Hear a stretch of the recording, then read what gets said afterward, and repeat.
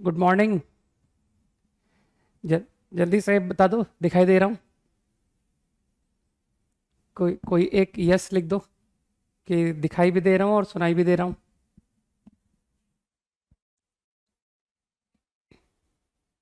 बस तुम्हारे यस का वेट कर रहा हूँ मैं। Good morning Ravi. दिखाई दे रहा हूँ मैं? जल्दी से हाँ बोलो।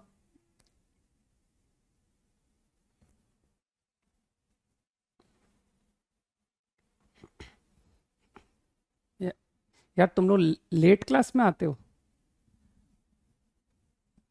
अर्शित, प्रिंस, हाँ दिखाई दे रहा हूँ। ओके, शर्ट का कलर बताओ।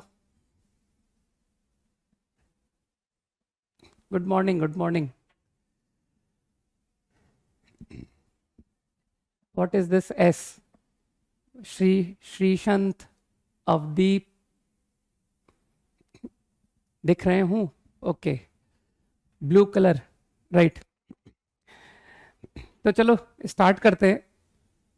सबसे पहले आज आज थोड़ा सा इनफॉर्मल हो लेते हैं, है ना?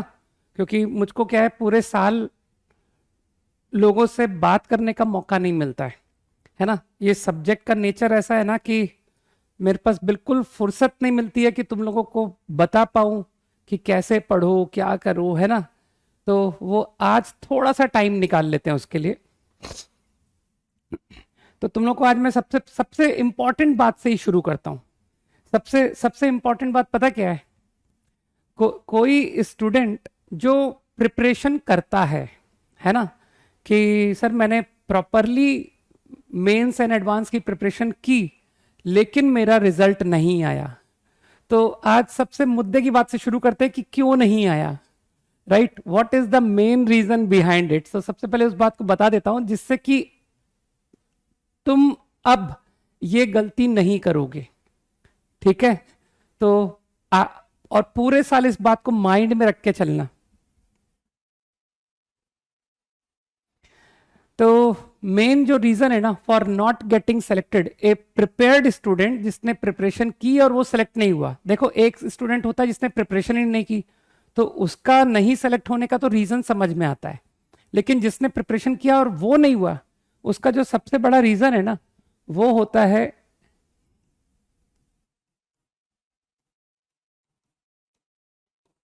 ये है उसका मेन रीजन नहीं सेलेक्ट होने का। वो बेचारा, वो क्या कंफ्यूजन में ही रह जाता है कि एक्चुअली पढ़ना क्या था, है ना? मालूम हुआ कि जेई एडवांस में, जेई मेंस में जिस तरह के क्वेश्चंस आते थे वो तो उसने किए ही नहीं थे।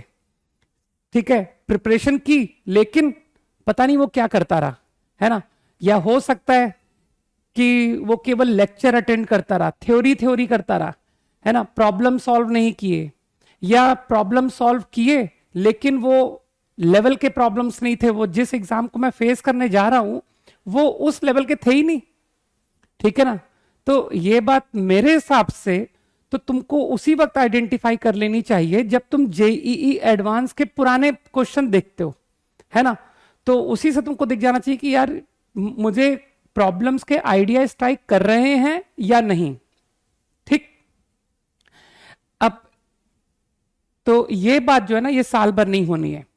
और इसका मैं तुमको लॉजिक बताता हूं। अब एटलीस्ट अगर जो लोग मुझसे जानते हैं, है ना, कि सर आपके बारे में अगर तुम लोगों को फेथ है कि हाँ we can fully trust you, तो यार मैं तुमसे पता क्या बोलूंगा कि अब जो है ना, तुम लोग अपने आप को पूरी तरह मुझ पर छोड़ देना। तुम अपनी बुद्धि लगा करके ये मत डिसाइड करना कि तुमको करना क्या है ना? तो मेरे सब्जेक्ट में तुमको कहां से प्रॉब्लम्स करने हैं, कहां से रीड करना है, ये सब तुम मत डिसाइड करना। ये सब मुझ पर छोड़ देना। मैं जो कहता जाऊंगा उसको बस करते जाना। ठीक है? कि लेक्चर अटेंड किए इनके, इसके बाद जो सर ने होमवर्क दिया, जिस सोर्स से होमवर्क दिया, वो हम ब्लाइंडली करते जा रहे हैं। उसके एडिशन में खुद की बुद्धि लगा करके मत करना कि सर आपने तो होमवर्क यहां से दिया था लेकिन हमने उसको इग्नोर करके हमने अपना दिमाग लगा करके कि यार चलो यहां से करते हैं क्वेश्चन। तो ये सारे काम मत करना अब एटलीस्ट। ठीक? क्योंकि मुझे ऐसा लगता है कि अब ये अपना फाइनल है ना? और अगर एक ये जो एग्जाम जिसकी हम लोग प्रिपरेशन करने वाले हैं ना, ये इंडिया के सारे एग्जाम्स में सबसे इजी एग्जाम होता है, राइट?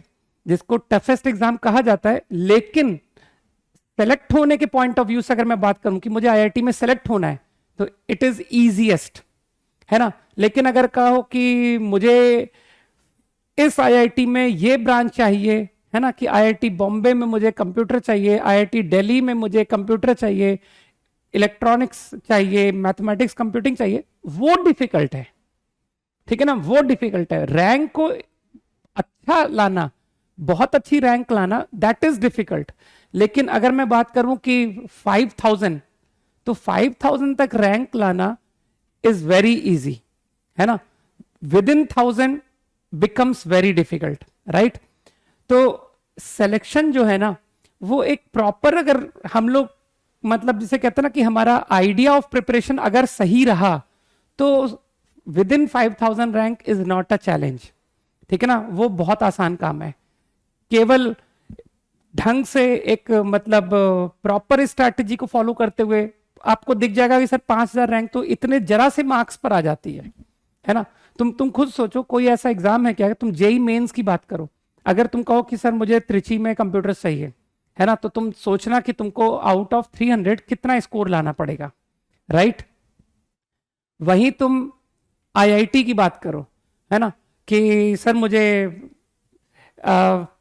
आईआईटी कानपुर में कंप्यूटर्स चाहिए, ठीक है? तो आईआईटी कानपुर में कंप्यूटर्स का मतलब है कि तुम पहुंच गए 150 टू 200 की रेंज में रैंक, और उस पर तुम अपने मार्क्स देखोगे तो तुमको नजर आएगा कि सर ये तो 360 आउट ऑफ 360, ये तो 260 मार्क्स पर ही मेरा काम हो जाएगा, है ना? 260 270, तो सोचो 100 नंबर कम एग्जाम में लाने पर तुमको बेस्ट ब्रांच मिल जाएगी in one of the best IITs, right? तो अकेला एग्जाम है जो, अगर मैं 360 मतलब एक परसेंटेज की बात करूं तो 40-50% मार्क्स पर तुमको बहुत एक रीजनेबल ब्रांच एक अच्छे आईआईटी में मिल जाएगा, ठीक है? तो नेचर एग्जाम का इजी है ना? और जो तुमको मार्क्स लाने हैं उसके लिए अगर मैं कुछ ध्यान से देखूंगा ना, तो आई विल फाइंड कि यार देयर आर सर्टेन चैप्टर्स जिनसे आईआईटी में क्वेश्चन आते ही आते हैं, है ना? मैट्रिसेस, ये सब बातें तुमको धीरे धीरे करके क्लियर होती जाएगी, राइट? कि सर हम देखते हैं पिछले पुराने साल के क्वेश्चंस, तो ये पर्टिकुलर चैप्टर से इतने 2 या 3 क्वेश्चंस आ ही जाते हैं, है ना? तो एक अगर ढंग से तैयारी की जाए, प्रॉपर स्ट्रैटेजी से तैयारी की जाए, तो जो मैंने कहा ना कि अराउंड 50% मार्क्स जेईई में लाना, वो एक बहुत आसान काम है। हाँ, अब तुम कहोगे सर 70% एंड अबव, वो चैलेंज हो जाता है, वो डिफिकल्ट हो जाता है, लेकिन 50% मार्क्स लाना डिफिकल्ट नहीं है, ठीक? तो मेरे अकॉर्डिंग अगर तुम कहो कि 99.9 परसेंटाइल मुझे मेंस में लाना है, और तुम मुझसे बोलो कि मुझे आईआईटी कानपुर में कंप्यूटर्स चाहिए, तो मुझे जो है ना, मुझे कहाँ ज्यादा आसानी नजर आएगी मालूम है? मुझे आसान नजर आएगा कि यार वो आईआईटी कानपुर में कंप्यूटर्स लेना ज्यादा आसान है कंपेयर टू 99.9 प्लस, ठीक है ना? क्योंकि वहां पर एक्यूरेसी बहुत ज्यादा चाहिए होता है कि सर ये तो बहुत हाई स्कोरिंग हो जाता है, आउट ऑफ 300 270 280 इस तरह के नंबर लाने पड़ते हैं, है ना? 280, तो समझ पा रहे हो? तो थोड़ा वेल प्लानिंग के साथ करेंगे। और अब इस साल हम लोग खुद के दिमाग से कि मैं जो होमवर्क दूंगा, मैं आपको बता दूं, मैंने अगर किसी बुक को कहा कि हम इस बुक को करेंगे, तो वो बुक मैं केवल तुमको बोल के छोड़ नहीं दूंगा कि यार ये बुक अपने आप कर लो, ऐसा मैं कभी नहीं कहता। मैं हमेशा जो बुक रिकमेंड करूंगा, जो शीट दूंगा, वो प्रॉपरली यहां क्लास में डिस्कस होंगे, ठीक है? तो समझ रहोगे मेरी बात को कि ये एक सिस्टमैटिक हो गया कि हमने इस बुक को फॉलो किया, और उस बुक का प्रॉब्लम सॉल्व करने पर जो हमारे डाउट आ रहे हैं वो हमारे क्लियर भी होंगे, राइट? हम लोग क्लास में प्रॉपरली डिस्कस करेंगे, ठीक? तो इस बात को पूरे साल मत भूलना कि मुझे जो है ना, अपना दिमाग नहीं लगाना है हाउ टू प्रिपेयर, मुझे अपना सारा दिमाग कहां खर्च करना है, how to solve problem, problem को सॉल्व कैसे करें, सारी बुद्धि वहां लगा देनी है। ठीक है, बजाय इसके कि मुझे पढ़ना क्या है। ठीक, तो पढ़ना क्या है ये वाला पार्ट तुम मुझ पर छोड़ दो, क्या सॉल्व करना है ये वाला पार्ट मुझ पर छोड़ दो। ठीक है, तुमको तुम्हारा पार्ट है सॉल्व करना, दैट्स इट। ठीक, अब बात करते हैं अपन कि थोड़ा क्लास में अटेंटिव रहना। ठीक है, थोड़ा नहीं मतलब मस्ट, तुम खुद देखोगे कि यार सर तो क्लास में 8:15 आ जाएंगे। ठीक है, कैसे भी करके, तो हम क्यों नहीं आ पाएंगे, है ना। कौन सा हमारे सर का फ्यूचर लगा हुआ है ना। ये तो यार ये अब तो मैथ्स को अपने पैशन की वजह से पढ़ाते हैं, है ना। तो जब टीचर टाइम पर आकर के पूरा क्लास 1.5 घंटे कर सकता है, तो मैं जिसका कि मेरा पूरा फ्यूचर इस पर डिपेंड करता है कि मैं पूरे साल कैसा परफॉर्म करूंगा, है ना। तो मेरे लिए तो ये ज्यादा इंपॉर्टेंट है क्लासेस, राइट। तो बी रेगुलर इन क्लास, है ना। क्लास को कोशिश करो, कोशिश नहीं मैं कहूंगा मस्ट, है ना, कि मस्ट है कि अपन लाइव अटेंड करें, right. Don't depend on recording, ये जितना अवॉइड कर सको उतना अच्छा है ना। कभी रेयर कि सर बीमार हो गए थे, है ना, कोई जेन्युइन रीजन था क्लास अटेंड नहीं करने का, तब समझ में आता है कि ठीक है यार चलो मजबूरी था, है ना, ये तो मतलब इम्पॉसिबल सा था कि क्लास अटेंड कर पाएगा। उस केस में गो फॉर रिकॉर्डिंग, फाइन। अब एक इंपॉर्टेंट बात और, क्लास के नोट्स क्लास के साथ बनाना। तुम देखोगे कि मैं क्लास में लिखने के बाद टाइम देता हूं, राइट। कुछ बातें तो हम लोग साथ के साथ ही लिख लेते हैं कि यार मैं जब लिख रहा हूं तो तुम भी साथ में लिख लिए, ठीक है। तो नोट्स साइमल्टेनियसली फॉर्म करते जाना विद क्लास, राइट। ठीक है, तो तुमको जो है आफ्टर क्लास कि यार नोट्स कंप्लीट करने हैं या लेक्चर में कुछ कम समझ में आया था, उसके बजाय तुम्हारा नोट्स कंप्लीट होना चाहिए एनी हाउ। अच्छा, नोट्स में कई बच्चों की क्या आदत होती है, क्योंकि देखो क्या होता है, मैं अपने ऊपर लेकर के बात बताता हूं। 90 मिनट्स फुल कंसंट्रेशन से टीचर की बातों को सुनना एक मतलब ऑलमोस्ट इम्पॉसिबल सा टास्क होता है ना। कहीं ना कहीं ऐसा होगा कि तुम क्लास में तुम्हारा हल्का सा ध्यान हटा। अब हल्का सा ध्यान हटा तो मेरी एक लाइन उस ध्यान हटने वाले पीरियड में निकल गई, है ना। फिर उसके आगे क्या होगा कि तुमको थोड़ा सा डिफिकल्ट लगेगा कि यार ये जो बात बोल रहे हैं ये कम समझ में आई या नहीं समझ आई, ठीक है। तो अगर तुमको कुछ मेरा बताया हुआ जैसे ही बाउंस हो, नहीं समझ में आए, तो उसका मतलब ये नहीं है कि अपन पेन पेपर रख दें, है ना, नोट ही करना बंद कर दें, बिल्कुल गलत। तो भी आपको जो बोर्ड में लिखा जा रहा है वो सब कॉपी करो कि यार नहीं भी समझ में आया कोई बात नहीं, मैं नोट करूंगा, ठीक है। तो नोट करने के बाद अब जब क्लास खत्म होगी ना, तो तुम क्लास के नोट्स को रिवाइज करना, ठीक है। क्लास नोट्स आफ्टर क्लास, है ना। तो आफ्टर क्लास क्या होता है कि तुम लोगों को गैप इतना कम होता है कि एक दूसरा पीरियड स्टार्ट हो जाता है, नो प्रॉब्लम, तुम दूसरा पीरियड अटेंड करो। ऐसे करके जब सारे क्लास खत्म हो जाए ना, उसके बाद कि चलो लंच ले लिया, है ना। वैसे कई बच्चों की तो ऐसी हैबिट होगी कि वो लंच लेने से पहले ही कॉपी को पलटाने की कोशिश करेंगे, ठीक है। तो notes revise soon after the class, class के खत्म होने के बाद जैसे ही तुमको समय मिले, है ना। अगर थक गए हो तो कुछ थोड़ा सा रेस्ट लिया 15 मिनट और फिर उसके बाद में नोट्स रिवाइज किया। तो जब कोई भी बात को हम इमीडिएट देखते हैं ना, इमीडिएट, है ना, कि आज ही क्लास हुआ, मैंने नोट्स को पढ़ा, है ना। तो जब तुम नोट्स को पढ़ोगे ना, तो वो जो छोटी सी बात जो तुमको नहीं समझ आई थी, है ना, तो क्योंकि सेम डे हम उसे रिवाइज कर रहे हैं, उसे देख रहे हैं, तो मोस्ट ऑफ द टाइम तुम्हारा डाउट क्लियर हो जाएगा। क्योंकि जब हम नोट्स पढ़ेंगे ना तो हम अपना दिमाग का इस्तेमाल करेंगे, हम खुद एक्सप्लोर करेंगे कि यार ये ऐसा क्यों लिखा सर ने, समझ रहे हो? तो हम अपनी बुद्धि लगा रहे होंगे, क्योंकि उस वक्त टीचर कुछ बोल थोड़ी रहा है मेरे सामने। अभी इस वक्त सारा का सारा मुझे मिला हुआ है कि यार तुम सोचो, ठीक है? अब मेरे पास अपॉर्चुनिटी है कि जो कॉपी में लिखा है उसके बारे में मुझे सोचने की अपॉर्चुनिटी है, ठीक है? और जब हम खुद से एक्सप्लोर करते हैं ना, खुद से चीजों को बनाते हैं कि यार इसमें ये सिचुएशन है इसलिए ऐसा करना चाहिए, तो हमें बात ज्यादा समझ में आती है, ठीक है?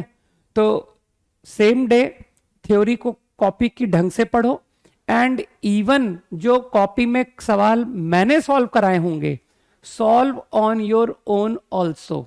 भले ही तुमको सॉल्यूशन पता है कि यार क्लास में सॉल्व हुआ था, स्टिल तुम उस इलस्ट्रेशन को खुद से भी सॉल्व करोगे।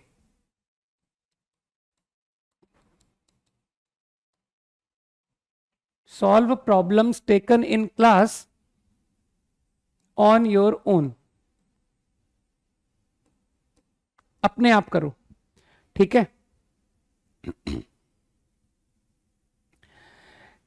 क्योंकि देखो क्वेश्चंस तभी बनते हैं जब तुमने प्रॉब्लम्स को खुद से सॉल्व किया हो, है ना? अगर मैं सॉल्यूशन रीडिंग करता जाऊं, इस बात को मे बी कि तुमने इस बात को ऑब्जर्व किया भी हो कि सर हाँ ऐसा बिल्कुल होता है कि मैं सॉल्यूशंस रीड करता हूं, सवाल दिया मैंने खुद ने नहीं किया, मैंने जाके उसका सॉल्यूशन रेफर कर लिया, ठीक है? फिर होगा क्या कि अगर बिल्कुल मिलता हुआ क्वेश्चन भी एग्जाम में आ जाए, मैं तो कहता हूं सेम आ जाए, तो भी तुमसे बन जाए, इसके बहुत कम चांसेस हैं, ऑलमोस्ट जीरो, ठीक है? क्योंकि ऐसा तो होगा नहीं कि तुमने कल पढ़ा था और आज एग्जाम में वही क्वेश्चन आया, ऐसा तो होगा नहीं। तुम्हारा पढ़ा हुआ 2 महीने पुराना क्वेश्चन एग्जाम में आएगा, है ना? और मुझे नहीं लगता कि जिसको सॉल्व करना क्वेश्चन नहीं आया, इसका मतलब है उस क्वेश्चन की के लिए उस तुम्हारी समझ डेवलप हुई ही नहीं, है ना? तो अगर तुमको उस क्वेश्चन की समझ ही नहीं है, तो यार तुम्हारा वो क्वेश्चन सॉल्व पहले देखा हुआ भी हो तब भी तुम कुछ नहीं कर पाओगे, ठीक है? तो इसलिए हमको खुद पर इस बार ट्रस्ट करना है, हमको अपने ऊपर ट्रस्ट करना है, किसी और पर नहीं। सारे प्रॉब्लम्स मुझे अपने आप सॉल्व करने हैं, ठीक? तो मेक दिस अ हैबिट, ठीक है?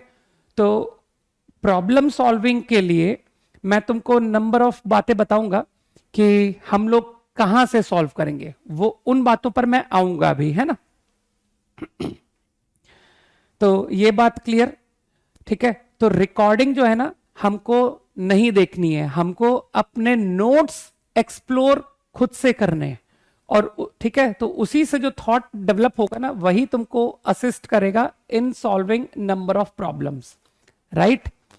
हाँ, ऑब्वियसली अगर कभी मान लो बहुत ही फंस गए कि सर नहीं आ रहा है समझ में, तो उस केस में जाओ और वो पर्टिकुलर सेक्शन जाकर के देख लो रिकॉर्डिंग, ठीक है? तो मेरा ये कहना है कि जो रिकॉर्डिंग का मिनिमम इस्तेमाल करेगा ना, है ना? तुम्हारे में से कुछ लोग होंगे कहेंगे कि सर हम तो कभी इस्तेमाल की ही नहीं, हम तो लाइव लेक्चर के बाद हमको रिकॉर्डिंग की नीड नहीं पड़ी, ठीक है? तो जितना परसेंटेज तुम्हारा बढ़ता जाएगा कि सर मुझे ना आए दिन रिकॉर्डिंग देखनी पड़ती है, तो समझ रहे हो मेरी बात को? जैसे होता है ना कि तुम्हारी जेईई रैंक डिसाइड हो रही है, तो एक तरह से कह सकते हो कि ये जो लक्षण है ना तुम्हारे कि सर मुझे बहुत ज्यादा रिकॉर्डिंग देखनी पड़ती है even after watching the lecture, live lecture, है ना? तो वो एक तरीके से तुमको ये बात के लिए वार्न कर रहा है कि तुम और अपने आप को इंप्रूव करो और ज्यादा मेहनत करो, ठीक है? क्योंकि अगर तुम ज्यादा रिकॉर्डिंग देख रहे हो तो इसका मतलब है कि रैंक में भी वो चीज रिफ्लेक्ट होगी, है ना? ज्यादा रिकॉर्डिंग ज्यादा रैंक, ज्यादा रैंक समझते हो? बड़ी रैंक कि सर 10,000, सर 9,000, ये बड़ी रैंक है ना? और कम रिकॉर्डिंग कम रैंक, और 0 रिकॉर्डिंग बेस्ट रैंक। ठीक है ना? कि सर हम तो टॉप 100 में आ गए, हम तो टॉप 200 में आ गए, है ना? या टॉप 10 में आ गए, एनीथिंग इज पॉसिबल। बात क्लियर? सो आई थिंक ये मुद्दा अब साल भर के लिए समझ आ जाना चाहिए, ठीक, कि अब मुझे साल भर इस बात को लेके कंफ्यूजन नहीं होगा।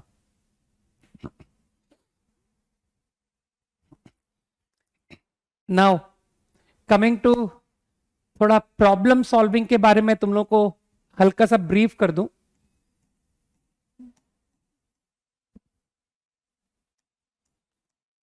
हाउ टू अटेम्प्ट प्रॉब्लम्स, ठीक है ना।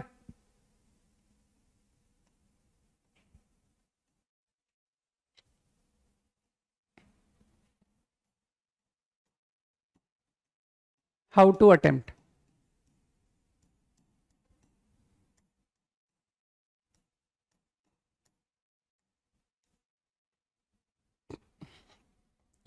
तो तुमने नोटिस किया मैंने शुरुआत में लिख दिया अटेम्प्ट प्रॉब्लम्स। अटेम्प्ट प्रॉब्लम्स का मतलब समझते हो कि क्वेश्चन को खुद से ट्राई करना, है ना। मैंने ये नहीं लिखा रीड सॉल्यूशंस, राइट। तो मतलब ये बात मैंने पहले ही क्लियर कर दी कि क्वेश्चन को सेल्फ ट्राई करना है, राइट। तो प्रॉब्लम अटेम्प्ट के बारे में पॉइंट ये है कि given A number of problems, तुमको कुछ 50 क्वेश्चंस होमवर्क मिले, एज्यूम कर लो, ठीक है। तो वो 50 प्रॉब्लम्स जब तुम अटेम्प्ट करो तो वन बाय वन ट्राई करते जाना, ठीक, कि question number 1, question number 2, question number 3, है ना। लेकिन जैसे ही अगर मान लो पहला ही क्वेश्चन ऐसा हो कि सर नहीं बन रहा, है ना, मुझे आइडिया नहीं आ रहा, तो उस पर ज्यादा समय वेस्ट मत करना।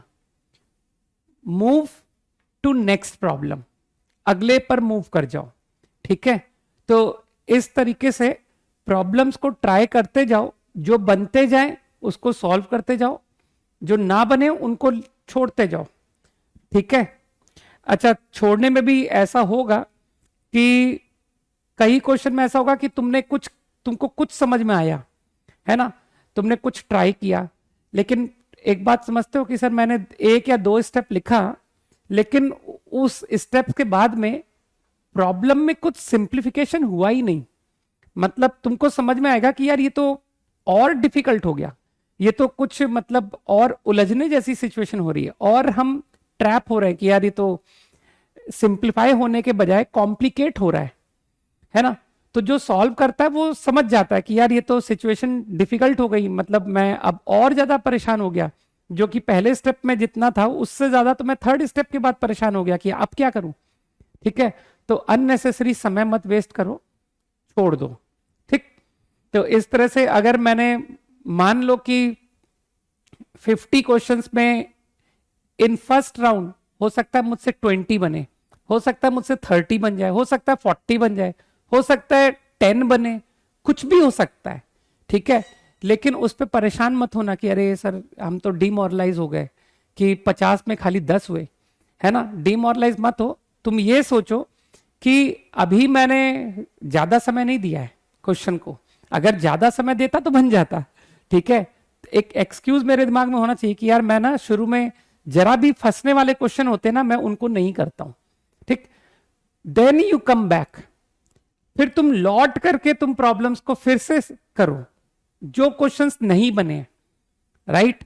तो क्या होगा कि जो क्वेश्चंस नहीं बने हैं ना और जो क्वेश्चंस बन गए हैं, तो वो जो क्वेश्चंस बने हैं ना उनसे तुमको कुछ लर्निंग होगी कि यार कुछ कंसेप्ट सीखा मैंने कि यार ये कंसेप्ट को ऐसे सिचुएशन में हम लोग पहचानना आया।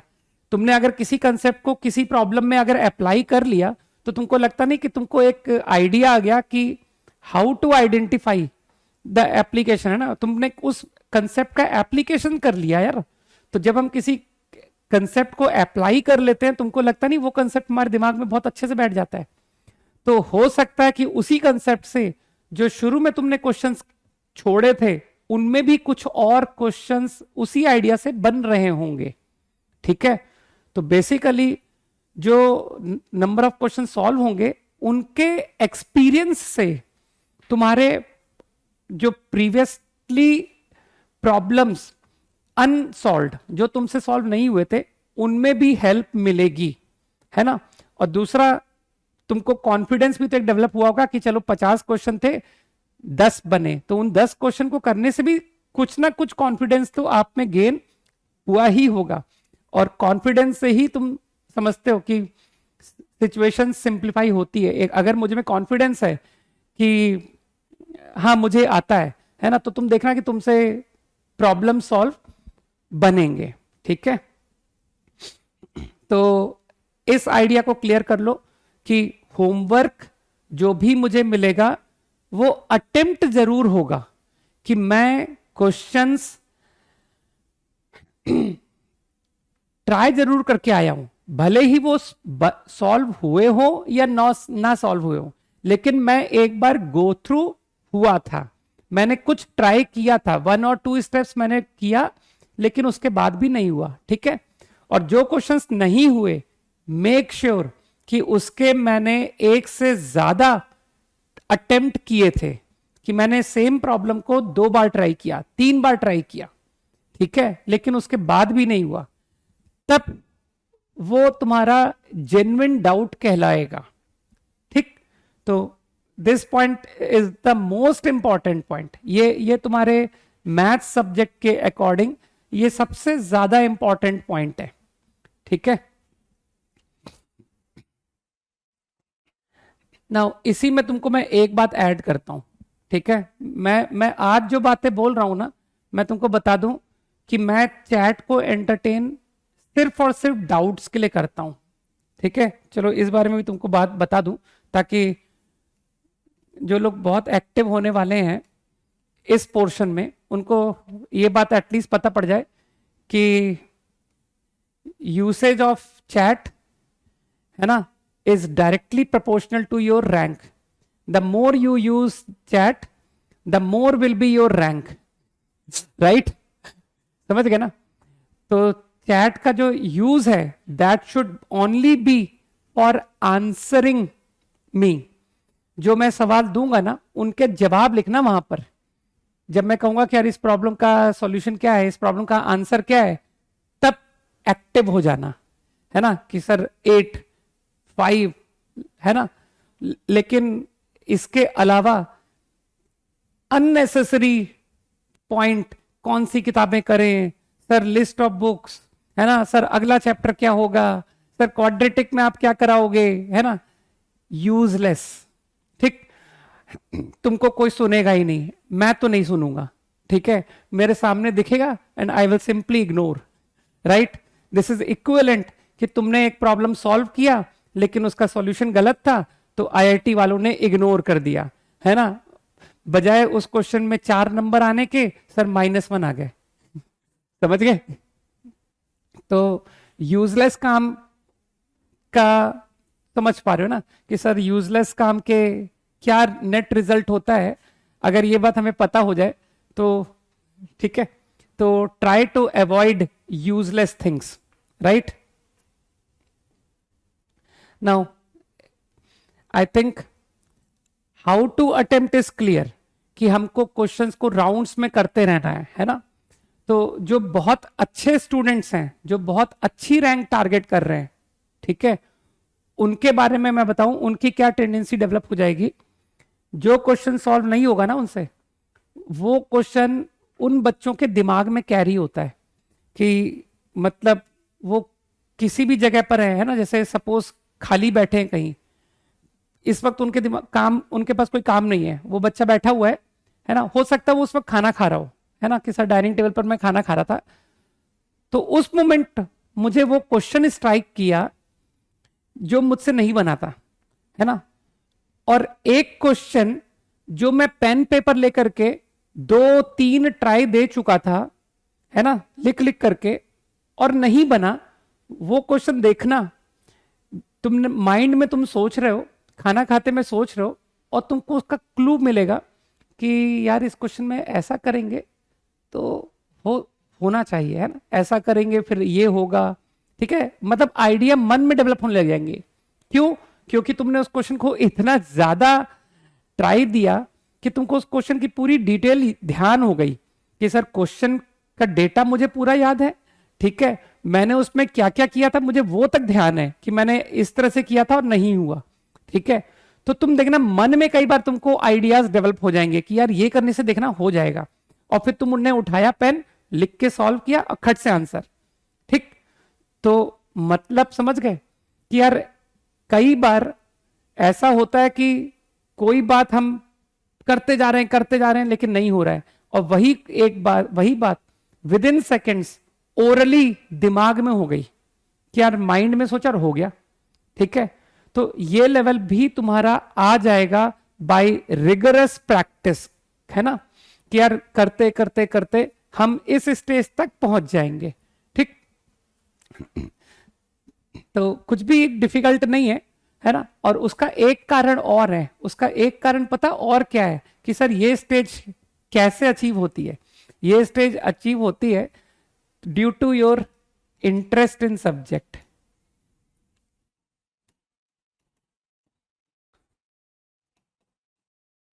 तुम खुद सोचो, तुम अगर किसी क्वेश्चन को 3 ट्राई दे रहे हो तो इसका मतलब है कि तुम्हारा उस सब्जेक्ट में लगाव है, इंटरेस्ट है ना। अगर तुमको सब्जेक्ट पसंद नहीं होता ना तो तुम कि एक ही क्वेश्चन को 3 अलग अलग अटेम्प्ट नहीं देते।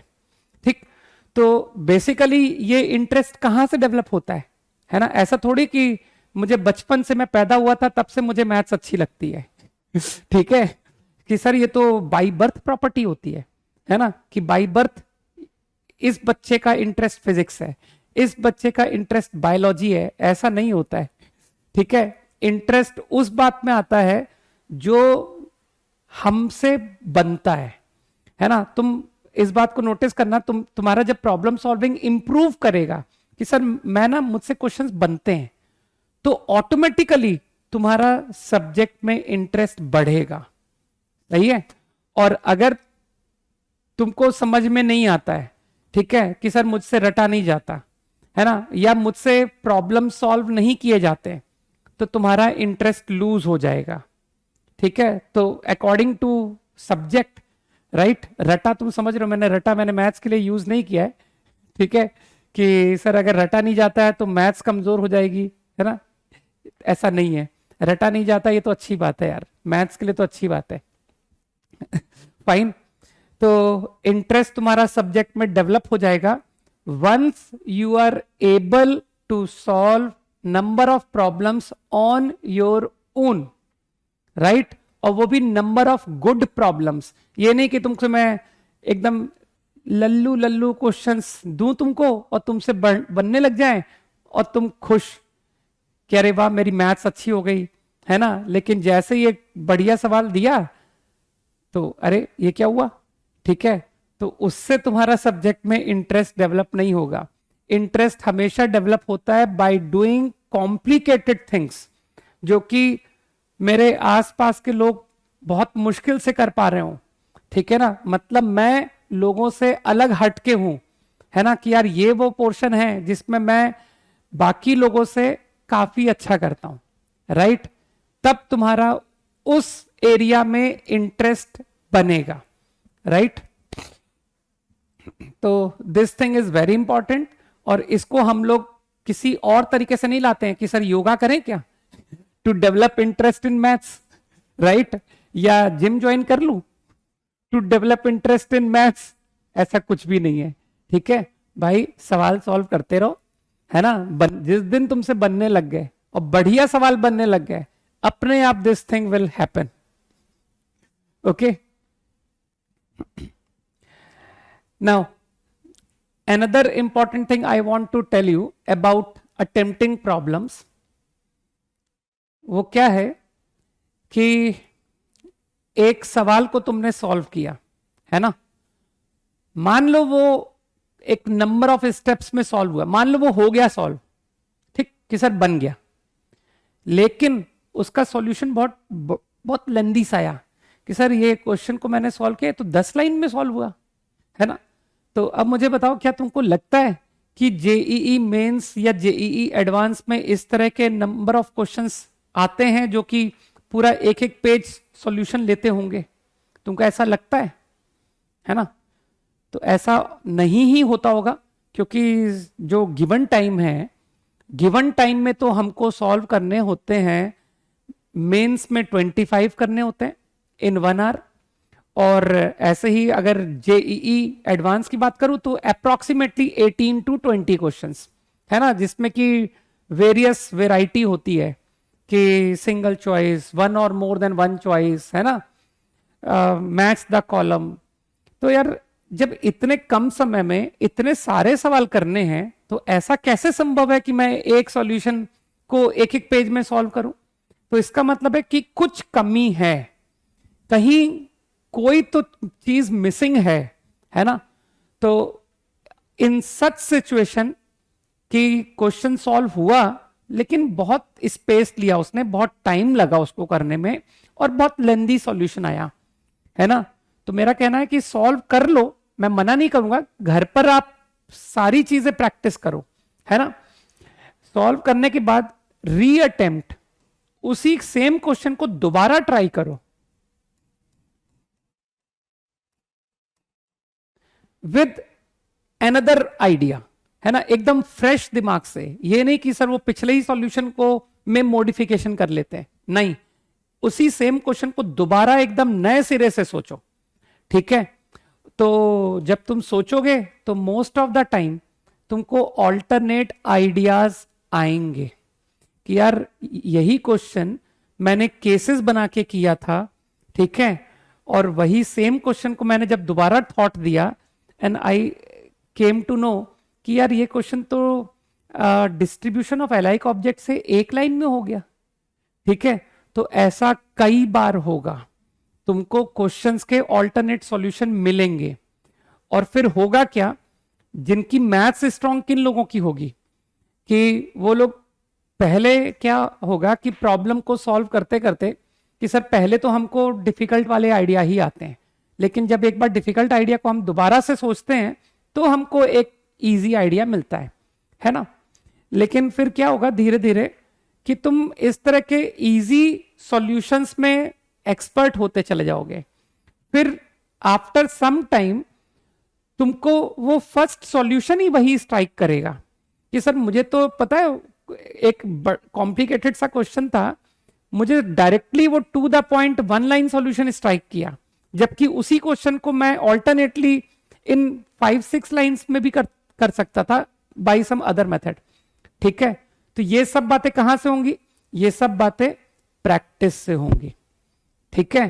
कि डूइंग नंबर ऑफ प्रॉब्लम्स, एक कॉम्प्लिकेटेड आइडिया जो कि बहुत मुश्किल से इस्तेमाल लोगों हमको दिख पाता है, लोगों को दिख पाता है, लेकिन अगर मैं उस कॉम्प्लिकेटेड आइडिया को 10 सवालों में अप्लाई करूं तो क्या तुमको लगता नहीं कि अब किसी भी एग्जाम में अगर उस आइडिया से क्वेश्चन बन रहा था, है ना, वो क्वेश्चन उस आइडिया से बन सकता था, तो यार मैंने उस आइडिया को इतने बार अप्लाई किया है कि मुझे फट से दिखाई दे गया कि यार यूजिंग दिस कंसेप्ट, देखो खट से आंसर, ठीक है। तो वो जो तुम लोग कहते हो ना शॉर्ट ट्रिक, है ना, ये actually that require your deeper knowledge, है ना। उसके लिए तुम्हारा जो है ना सब्जेक्ट पर पकड़ बहुत अच्छी होनी चाहिए, और वो तभी बनेगी जब तुम टाइम दोगे, जब तुम सोचोगे। और अगर तुम खाली किसी से सुन करके कॉपी करोगे तो वो तुम कभी नहीं अचीव कर पाओगे, ठीक है। कि सर जब हमें कोई बताता है तब हम उस चीज को बस नोट डाउन कर लेते हैं, तो फिर तो आप समझ लो कि ये मुझसे एग्जाम में कभी भी नहीं लगने वाला, राइट। तो ऑल्टरनेट सॉल्यूशन ठीक भी हम ट्राई करेंगे कि यार क्वेश्चन बन गया but I am not satisfied. एक ना तुम्हारे को मन में फीलिंग आएगी कि जब तुम क्वेश्चन कर लोगे तो तुम्हारे मन में अपने आप फीलिंग आएगी कि क्या मैं अपने सॉल्यूशन से सेटिस्फाइड हूं, है ना। देखना तुमको खुद को यह आंसर मिल जाएगा कि अरे यार ये सॉल्यूशन हो तो गया है लेकिन मैं खुश नहीं हूं, है ना। ये ऐसा सॉल्यूशन मतलब मुझे कॉन्फिडेंस नहीं आया, राइट। तो I think this idea is clear now, fine. तो अपने को होमवर्क में रेगुलर रहना है, अपने को नोट्स डेली रिवाइज करने हैं। जिस दिन की क्लास हुई है, नोट्स रिवाइज का मतलब ये नहीं है कि सर पीछे की सारी क्लास को रोज देखना होता है, नहीं, सेम डे की क्लास को, है ना। होमवर्क ट्राई करना है, और होमवर्क में मैंने बता दिया कि जो क्वेश्चन अटके उनको छोड़ते जाओ, ठीक है। नाउ, है ना, ये बात भी अच्छे से समझ आ गई, ठीक है, कि सर हम ऑनलाइन क्लास के स्टूडेंट नहीं है, हम एक्चुअली ऑफलाइन के हैं। ठीक, जैसे एक इंस्टीट्यूट में होता है ना कि क्लास के अंदर बच्चे सामने बैठे हैं, तो तुमको लगता है कि जब मैं यहाँ पर फंक्शंस पढ़ा रहा हूँ या मैं क्वाड्रेटिक इक्वेशंस पढ़ा रहा हूँ, तो तुमको लगता है कि वो सामने वाला बच्चा मुझसे हाथ उठा के पूछेगा कि सर सिलेबस कब खत्म होगा? ठीक है, तो तुमको लगता नहीं कि उस केस में उसको एक झापड़ पढ़ना चाहिए, राइट? हालांकि ऐसा होता नहीं है ना? इवन ऑफलाइन क्लास में भी ऐसा नहीं होता। आजकल तो लोग यार झापड़ मारना मतलब ये सब बातें तो मतलब एक समय बाद लुप्त हो जाएंगी कि सर ऐसा भी एक एक्टिविटी हुआ करती थी जहां पर लोग एक दूसरे को झापड़ मार देते थे। ठीक है, बड़ा है ना, टीचर स्टूडेंट को झापड़ मार सकता था, ये काम खत्म हो चुका है राइट? लेकिन उससे ज्यादा बुरा काम होगा, बातों से उस पर उससे बड़ा इफेक्ट डाला जा सकता है। ठीक है ना, कि उसको इस तरह से डांटा जाए जो उसको एक चाटे से ज्यादा काम करे उसके लिए, समझ गए? तो और वो तो होगा भाई, फाइन। तो आई थिंक तुम समझ पा रहे हो कि हमारा एक क्लास का एक हमारा मतलब बिहेवियर रहेगा कि हमें किस तरह से क्लास में हमें रहना है, राइट? तो वो सारी बातें अपने को अच्छे से पता होनी चाहिए, फाइन। अब तुमको थोड़ा सा किताबों के बारे में बता दूं। सिलेबस तो देखो, एक बच्चा कह रहा है सर सिलेबस कब खत्म होगा? एग्जाम के पहले, जेईई मेंस फर्स्ट अटेम्प्ट के पहले, है ना? तो होपफुली शायद दिसंबर ऐसा कुछ होना चाहिए यार, है ना? तो चिंता मत करो, तुमको सफिशिएंट टाइम मिलेगा, राइट? तुम दोनों अटेम्प्ट मेंस के फुल्ली प्रिपेयर्ड विद रिवीजन जाओगे, okay? Don't worry about it.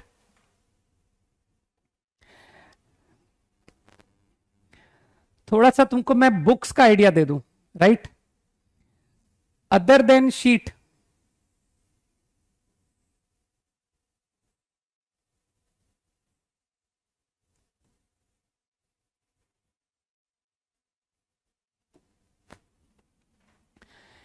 Problem solving के लिए होमवर्क जो है ना, होमवर्क वो मैं प्रोवाइड करूंगा, नॉट बुक्स, शीट्स, राइट? बताता हूं मैं तुमको, शीट प्रोवाइड किए जाएंगे, ठीक है? ठीक है, तो ये तुमको जो ऐप है ना उसमें मिलेगा, डे वन नहीं। जैसे आज तुमको कोई शीट नहीं मिलने वाली है, फाइन? तो जब मैं तुमको शीट से होमवर्क दे पाने की स्टेज में आ जाऊंगा तो तुमको शीट ऐप में मिल जाएगी, राइट? तो उसे तुम लोग आराम से डाउनलोड कर लेना और डाउनलोड करके उसका प्रिंट निकाल लेना, राइट? तो हमारी कोशिश क्या रहनी है कि क्लास खत्म होने के बाद हम लोग पूरी तरह से ऑफलाइन हो जाएं। हमारे पास मोबाइल की जरूरत खत्म, लैपटॉप की जरूरत खत्म, समझ गए? तो पूरा ऑफलाइन मोड की कॉपी, बुक, शीट, ठीक है, और बस सॉल्व। तो sheets you will get, in addition to sheets कुछ बुक्स हैं जो तुमको मस्ट है ना? और यहां इन बुक से मैं तुमको होमवर्क दूंगा, राइट? और वो होमवर्क डिस्कस होंगे, ठीक?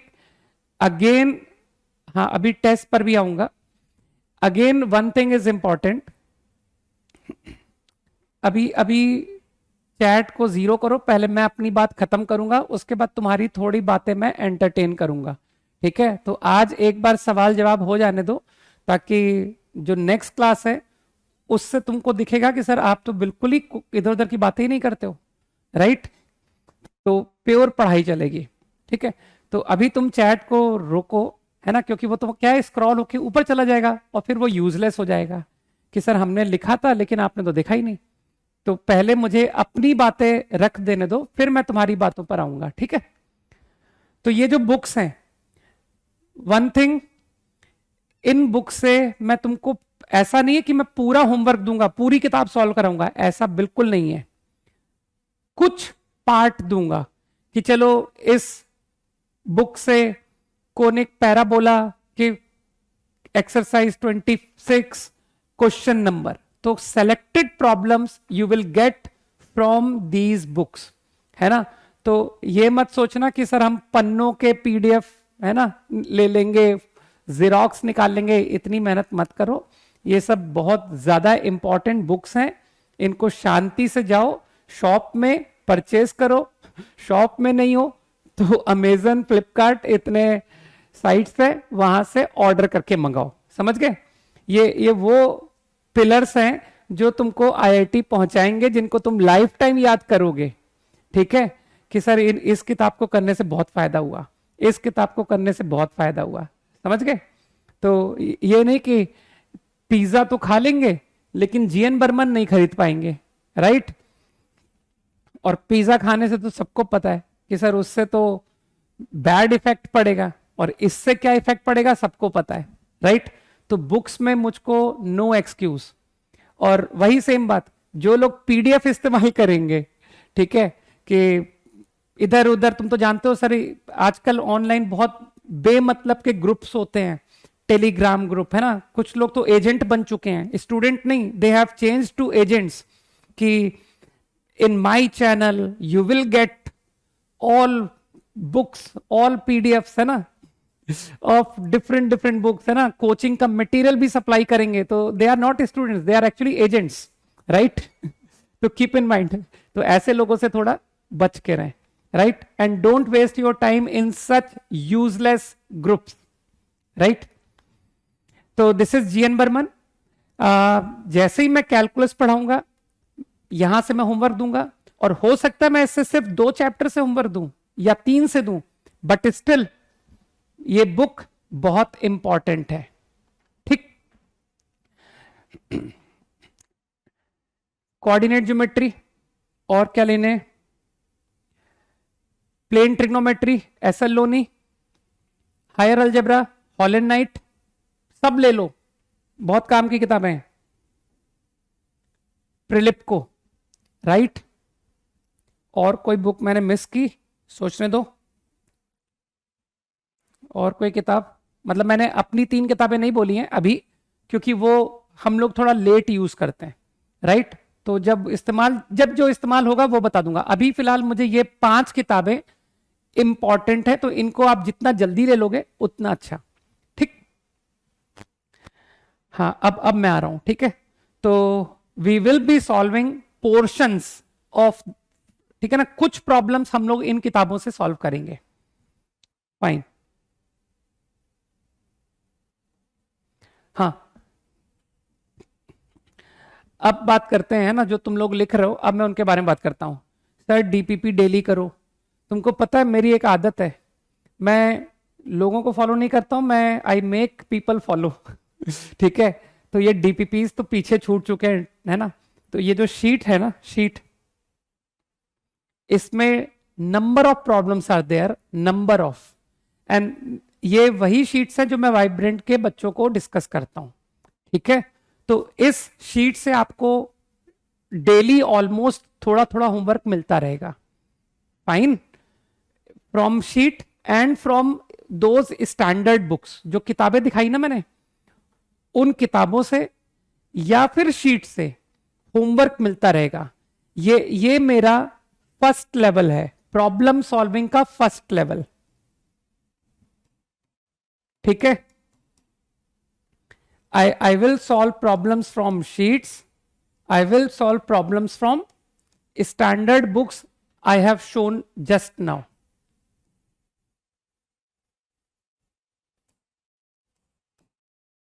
तो तुम क्या ऑब्जर्व करोगे कि चैप्टर के साथ साथ मैं तुमको यहां से होमवर्क देता चला जाऊंगा, ऑलमोस्ट डेली तुमको होमवर्क मिलेगा, ऑलमोस्ट डेली डिस्कशन होगा, ठीक है?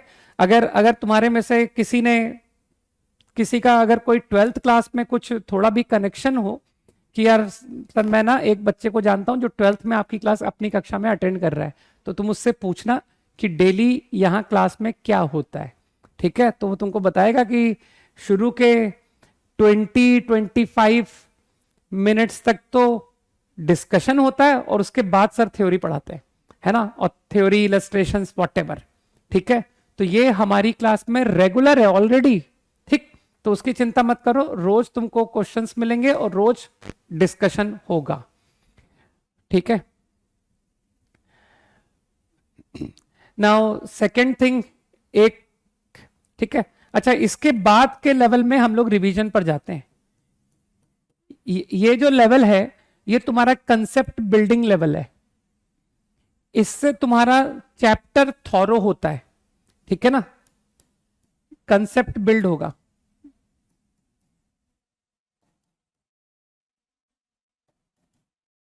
राइट मतलब तुम थ्योरी पढ़ने के बाद इसे कर लोगे तो तुम्हारा एक तरह से तुम्हारा परफेक्शन ही समझ लो, क्योंकि इसमें सर हर तरह के क्वेश्चंस होते हैं। ये जो शीट्स हैं, शीट्स में you will find exercise 1, exercise 2, exercise 1 easy होगा, एक्सरसाइज 2 डिफिकल्ट होगा, इनफैक्ट वेरी डिफिकल्ट होगा। फिर उसके बाद इसी शीट में JEE Mains previous year, JEE advance previous year. तो एक तरीके से ये जो है ना ये कंप्लीट है, कंप्लीट है ना, मतलब जिसने शीट्स को और स्टैंडर्ड बुक्स को थॉरोली कर लिया ना उसकी प्रिपरेशन तो हो गई, वो किसी भी रैंक को अचीव कर लेगा, है ना। लेकिन तुम समझते हो कि सर हम लोग फिर भी अपना कॉन्फिडेंस बढ़ाने के लिए कि नहीं मुझे और क्वेश्चन करने हैं, कि खाली इतना नहीं और सवाल करने हैं, तो उस पर्पज से हम लोग और भी सोर्सेस पर जाएंगे। तो वो मैं आपको अभी नहीं बताऊंगा, वो मैं तब बताऊंगा जब मैं यूज करूंगा, ठीक है। तो फॉर रिवीजन पर्पस, ठीक, क्योंकि एक ही दिन सारी बात बता दो तो वो याद भी नहीं रहती है, राइट, कि सर आप रिवीजन में कहां से क्या सवाल कराने वाले हो, राइट। वो सोर्सेस में आपको थोड़ा रुक करके बताऊंगा, है ना, कि आप ब्लैक बुक कराओगे, आप पिंक बुक कराओगे, आप येलो बुक कराओगे, है ना। वैसे तो मैं तीनों कराता हूं ठीक है, मैं बच्चों को पूरा ब्लैक बुक भी सॉल्व कराता हूं, पूरा पिंक बुक भी सॉल्व कराता हूं और पूरा येलो बुक भी सॉल्व कराता हूं। मतलब तुम समझते हो ना, advance problems in mathematics, advance problems in coordinate, advance problems in algebra. तो I make my students solve all 3 books and discuss also. तुमको मैंने क्या कहा, मैं खाली सवाल देता नहीं हूं, उनको डिस्कस करता हूं, ठीक है।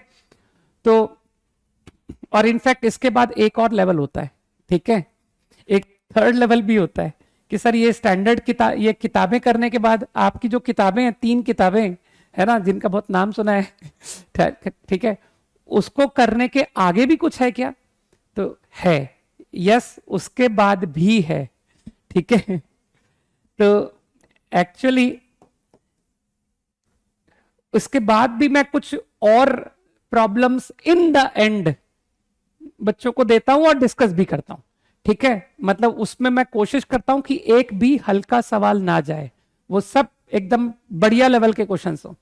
तो इतना हम लोग रिगरस प्रैक्टिस करते हैं तब जा करके एक अच्छी रैंक आती है, ठीक है। अब एक बच्चा लिख रहा है डाउट के लिए क्या, अरे गधे बताया तो था अभी कि होमवर्क दिया जाता है, डिस्कस किया जाता है। ये डिस्कस का मतलब क्या हुआ तुमको पता नहीं है, समझ में नहीं आया कि डिस्कस का क्या मतलब होता है, ठीक है। तो थोड़ा ओके, मेरे ख्याल से बात क्लियर, ठीक। अब एक बच्चे का देखो सॉल्यूशंस तो मैं बहुत अवॉइड करता हूं, है ना। ये जो मेरी शीट्स के सॉल्यूशन है ये मैं तो नहीं देता, मेरे खुद के सॉल्यूशंस तो नहीं मिलेंगे, राइट। और जिनको सॉल्यूशन की आदत पड़ गई, मतलब तुम समझ ही रहो कि सर हम तो सॉल्यूशन इधर उधर से अरेंज करके रीड करते हैं, है ना, तो वो लोग सिलेक्शन से तो काफी दूर हो गए, है ना। वो लोग जस्ट टाइम वेस्ट कर रहे हैं अपना और कुछ नहीं। तो और जो जेन्युइन स्टूडेंट है जिनको रैंक अच्छी चाहिए, वो लोग समझ रहे हैं कि सर हम होमवर्क करके आएंगे, फिर हमारे जो डाउट होंगे वो हम क्लास में आपसे पूछेंगे, ठीक है, और वो आप हमें बताओगे ही। तो मेरे ख्याल से जो डाउट है बस उनका मेरे को यहाँ पर सॉल्यूशन मिल रहा है, हिंट मिल रहा है, जो भी समझो तुम, ठीक है, उससे मेरा पर्पस सॉल्व हो जाएगा, राइट।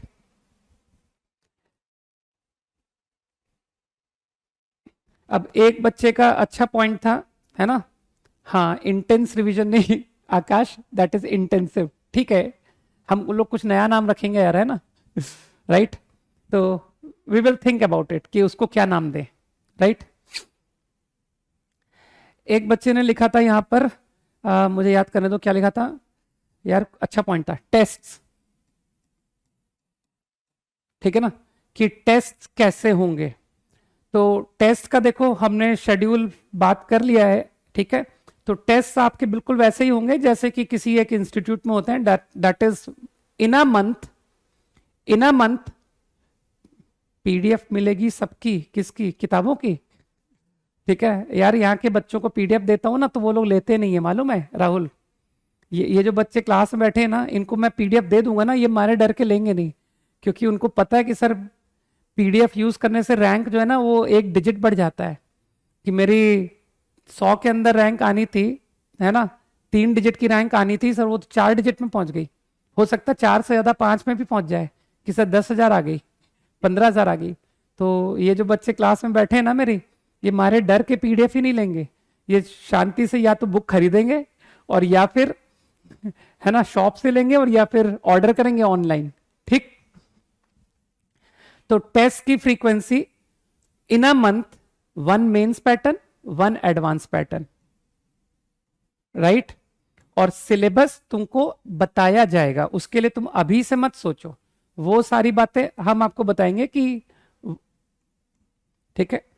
तो मेरे ख्याल से इतने test in the beginning along with syllabus, जब तुम्हारी क्लासेस चल रही है उस समय इतने test more than sufficient in a month, right. तो तुमको एक प्रॉपर शेड्यूल मिल जाएगा कि this is the schedule of the test and accordingly तुमको सिलेबस बताया जाता जाते जाएगा, है ना। ठीक है, तुमको सिलेबस बता देंगे, राइट। तो मुझे लगता है कि सारी काम की बातें हो गई ना, है ना। अब पढ़ना शुरू कर सकते हैं आई थिंक। हाँ, तुम लोग के अब कोई सवाल हो तो मैं एंटरटेन कर सकता हूं, अब थोड़े बहुत सवाल ले सकता हूं। मुझे लगता है कि मैंने सारी इंपॉर्टेंट बातें बता दी। वो शेड्यूल तुमको मिल जाएगा आकाश, है ना, जैसा मेरे माइंड में है। तो अब देखना है कि, है ना, कि इस चीज को हम लोग अप्लाई कर पाते हैं कि नहीं, ठीक है। वैसे मैंने जो आइडिया बताया हुआ है वो एक ऐसा आइडिया बताया हुआ है कि मेंस और एडवांस के बीच में 3 वीक का गैप कर दो, और फिर एडवांस के बाद जो मेंस हो उसमें 2 वीक का गैप, है ना।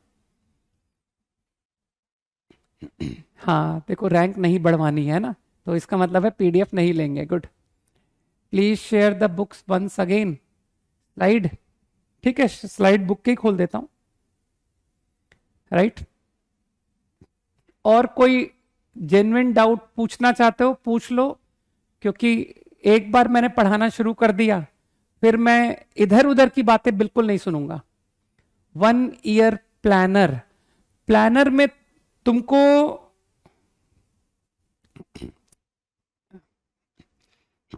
ठीक है, ये किताबें, हाँ।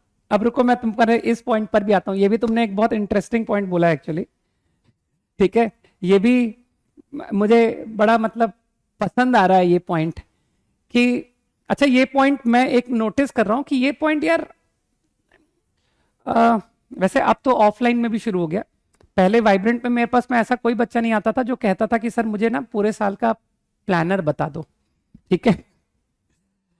लेकिन अब आजकल हर तरफ इस तरह के बच्चे क्रिएट हो गए हैं, चाहे वो कोटा ही आ रहे हो या फिर ऑनलाइन पढ़ रहे हो, उनको पूरा 1 ईयर की प्लानिंग पहले से पता करनी होती है ना।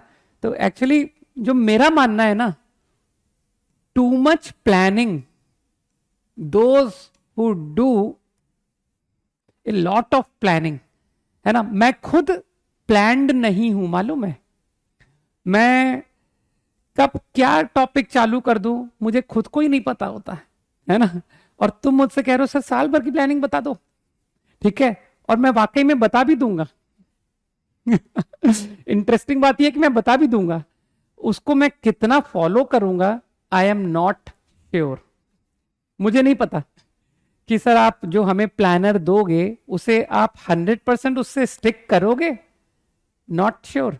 हो सकता है मेरे दिमाग में कोई एक बात आए कि यार इस चैप्टर के बाद अगर मैं ये चैप्टर ले लूं तो it will be better for students. तो मुझे ना कुछ कुछ आइडियाज आते रहते हैं, और मुझे कुछ इनोवेशंस अगर इस तरह के आते हैं ना कि right after this topic let me take this one will be more useful, है ना, तो मैं ऐसा कर दूंगा, ठीक है, तो ये जो पार्ट है ना, ये वाला पार्ट, मुझे ऐसा लगता है ये मुझ पर छोड़ दो, ठीक है। और जो हो रहा है तुम तो बस उसको फॉलो करते जाओ कि आज हेडिंग पढ़ी है क्वाड्रेटिक, तो अब ये क्वाड्रेटिक पढ़ाएंगे। अब इसका अगला चैप्टर अगर इन्होंने हेडिंग डाली है कंपाउंड एंगल, तो ये कंपाउंड एंगल पढ़ाएंगे। तो उस प्लानर का तुम क्या करोगे, तुम्हारे लिए उस प्लानर का क्या पर्पस है, ये है ना। तो try to avoid useless things. जिस काम से हमारा पर मतलब नहीं है वो जान करके हम करेंगे क्या, ठीक है। तो वो प्लानर वगैरह तुमको मिल जाएगा, लेकिन वो कितना फॉलो होगा आई डोंट नो, ठीक। बाकी मैं बस इतना जानता हूं, मेरे दिमाग में बस एक ही बातें होती है कि मुझे खत्म कब तक करना है, ठीक है। शुरू में कर रहा हूं, मुझे सिलेबस खत्म कब तक करना है, मैं इन सब बातों पर थोड़ा सा रहता हूं, मैं खुद का टारगेट लेके चलता हूं, है ना, ठीक है। नहीं, आज मैं शुरू करने से पहले एकदम फ्री हूं, है ना, क्योंकि अभी शुरू कर दूंगा, मैंने कहा ना, शुरू करने के बाद में वो बस शुरू ही हो जाएगा। एक बच्चा कह रहा है कि सर टेस्ट एनालिसिस के बारे में तुमको बताऊं, तुम्हारा टेस्ट एनालिसिस खुद से होना चाहिए, है ना। तुमको मार्क्स तो मिलेंगे ना यार, ठीक, तुमको मार्क्स मिलेंगे। मेरे अकॉर्डिंग जो टेस्ट एनालिसिस का पार्ट है उसके लिए तुमको सिर्फ अपने मार्क्स के परसेंटेज पर कंसंट्रेट करना चाहिए, ठीक है। कि मेरा स्कोर 70% है, मेरा स्कोर 50% है ना। और तुम उस स्कोर से, तुमको पता है किससे कंपेयर करना चाहिए, कि सर पिछले कई साल के रिकॉर्ड है आईआईटी का कि 70% मार्क्स पर 500 रैंक आ जाती है, समझ रहे। तो मेरे हिसाब से बजाय इस बात के, ठीक है टेस्ट रैंक एक अच्छी बात होती है कि तुमको रैंक बता दी मैंने, है ना, या वॉट, लेकिन तुम्हारा एनालिसिस जो है ना, मेन फोकस वो परसेंटेज पर होना चाहिए कि सर मेरा कितना परसेंट मार्क्स टेस्ट में आ रहा है। If it is more than 70% then I am happy कि चलो मैं आईआईटी में विद इन 500 रैंक लाने की संभावना रखता हूं, समझ गए। या मेरे मोर देन 80% आ रहे हैं, तो इसका मतलब है मैं विद इन 100 या 200, है ना, वो थोड़ा देखना पड़ेगा कि एग्जैक्टली क्या रिकॉर्ड है पिछले साल का, है ना, मुझे एग्जैक्टली याद नहीं है कि 80% एंड अबव पर आपकी कितनी रैंक आ जाएगी, है ना, whether it is with in 100 और विद इन 200। विद इन 200 तो गारंटेड है ना। तो तुम्हारा जो खुद का फोकस होना चाहिए वो इस पर होना चाहिए कि मेरे ऑन एवरेज, है ना। और एक बात और ध्यान रखना, ये जो तुम्हारे मार्क्स है ना, परसेंटेज, ये कंसिस्टेंट होने चाहिए। ऐसा नहीं कि सर पहले टेस्ट में आए 75%, अगले में आए 50, फिर नेक्स्ट में आए 70, फिर आए 45। तो अगर तुम्हारे टेस्ट स्कोर इस तरह का है ना कि सर तो ऊपर नीचे होता है, तो फिर आप समझ लो कि गड़बड़ है, ठीक है ना। तो कहीं कहीं प्रॉब्लम है, बहुत बड़ी प्रॉब्लम है, हमको कंसिस्टेंट रहना है, ठीक है। Now what else, how much hours a day to study, good question. इतना पढ़ो कि तुम्हारा होमवर्क हो जाए, finish homework plus same day के नोट्स रिवाइज, बस। इसके लिए जितना टाइम चाहिए उतना मुझे पढ़ने की आवश्यकता है। और उसके अलावा जो लोग टाइम निकाल लेते हैं वो लोग तो भाई मेरे हिसाब से बहुत बड़ी बात है ना। वो तो कर सकते हो तो एक्सीलेंट, नहीं कर पा रहे हो तो मैं तुमसे एक्सपेक्ट भी नहीं कर रहा, मैं तो बस इतना एक्सपेक्ट करता हूं कि भाई होमवर्क कर लो, नोट्स रिवाइज कर लो।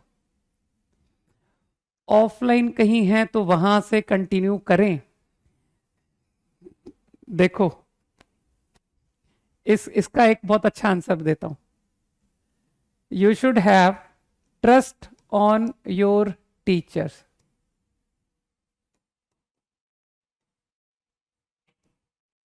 तुम्हारा खुद के टीचर पर ट्रस्ट होना चाहिए, ठीक है।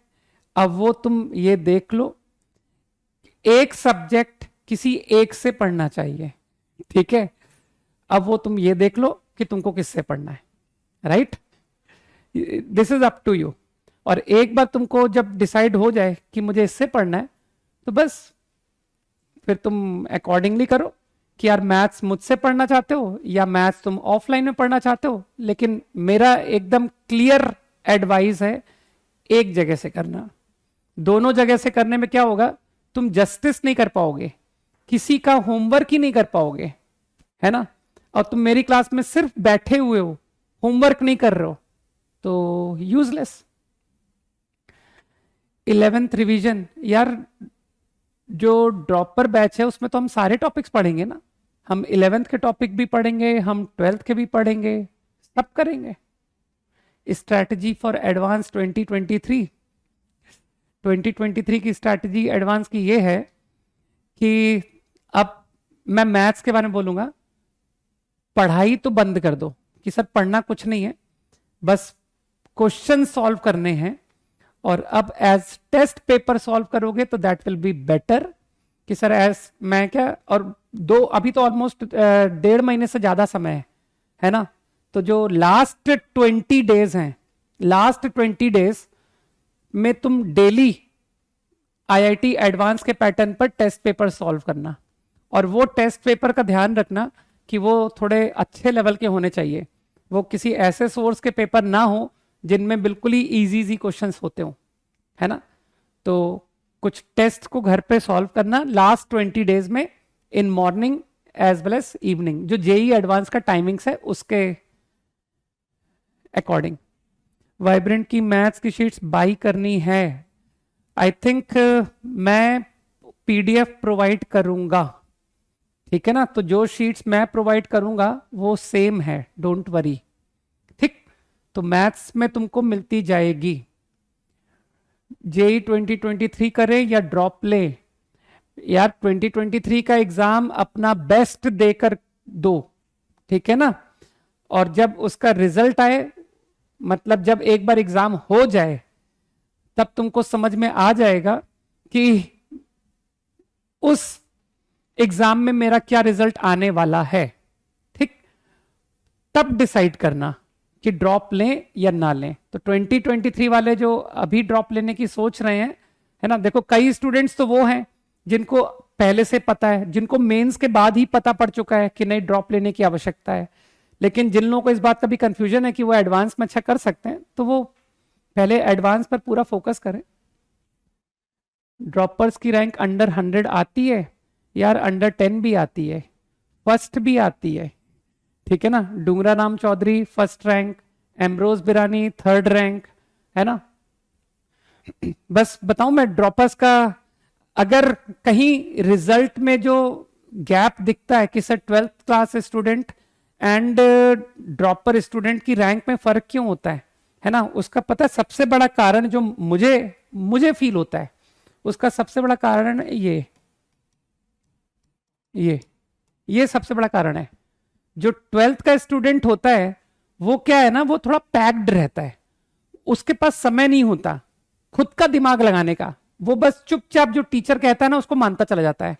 और ऐसा मैंने नोटिस किया है कि जो 12th के बाद बच्चे आते हैं वो क्या करते हैं, वो अपना जो पुराना होता है ना कि कहीं पहले से पढ़ करके आए हुए हैं, तो वो उसी को कंटिन्यू करने की कोशिश करते हैं। ये नहीं कि अभी इस मोमेंट जिस टीचर्स पढ़ रहे हैं, मैंने क्या कहा, ट्रस्ट ऑन योर टीचर, तुम्हारा टीचर का ट्रस्ट जो है ना वो बहुत इंपॉर्टेंट है, राइट।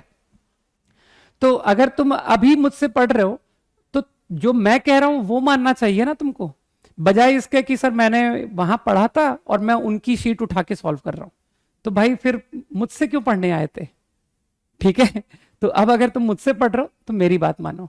तो ये जो चीज है ना, अगर ये चीज हटा के करें तो ये जो बच्चे हैं जिनका मैंने नाम लिया, डूंगरा राम चौधरी या एम्ब्रोज बिरानी, ये वो बच्चे हैं जो उनको मिलता गया वो उसको 100% करते चले गए बगैर किसी डाउट के, और अल्टीमेटली रिजल्ट तुम समझ ही रहे हो। ठीक है।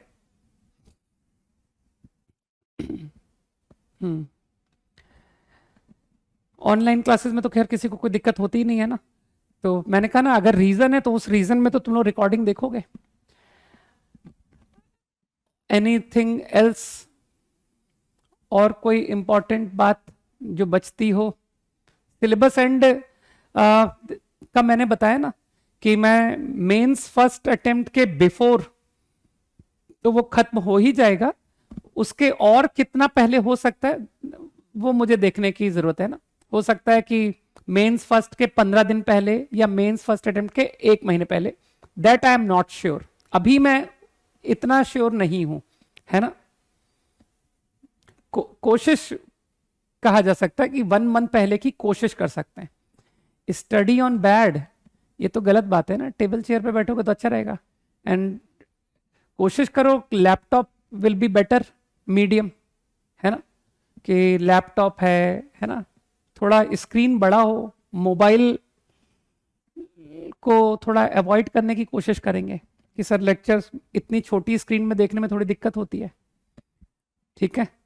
बुक्स आउट ऑफ बजट है, क्या बात कर रहे हो? तो इसका मतलब तुमने आज तक कभी पिज्जा नहीं खाया होगा।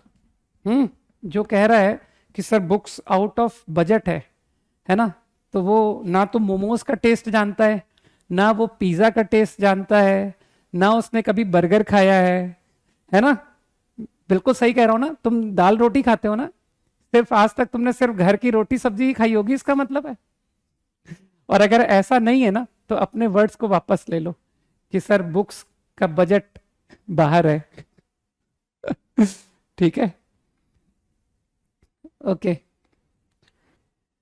ठीक है, आई थिंक हो गया भाई, है ना।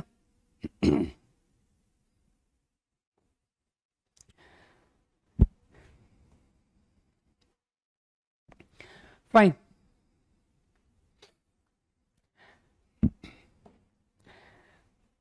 तो क्वाड्रेटिक स्टार्ट करने से पहले मैं थोड़ा सा ग्राफ का आइडिया लेना चाहूंगा, है ना। तो I just want to know how to draw the graph, कुछ बेसिक ग्राफ लेना चाहता हूं जिससे कि मुझे क्वाड्रेटिक फंक्शन के ग्राफ समझ में तो आए कि क्वाड्रेटिक फंक्शन के ग्राफ ऐसे क्यों होते हैं। ठीक है, ले लिए वर्ड वापस, गुड। यार मन नहीं था मेरा पढ़ाने का, मालूम है, आज आज डे 1 बिल्कुल इच्छा नहीं हो रही है, लेकिन चलो करते हैं। और कोई सवाल नहीं बचा ना?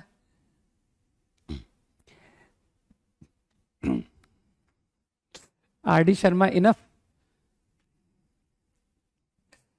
गुड। थोड़ा समझना चाहिए ना यार, आर डी शर्मा इनफ, ठीक, इनफ फॉर यू, तुम्हारे लिए इनफ है। ठीक है, तो यार चेंज होता रहता है कि सर रिलेटिव है ना। ओके, ठीक है, चलो शुरू करते हैं।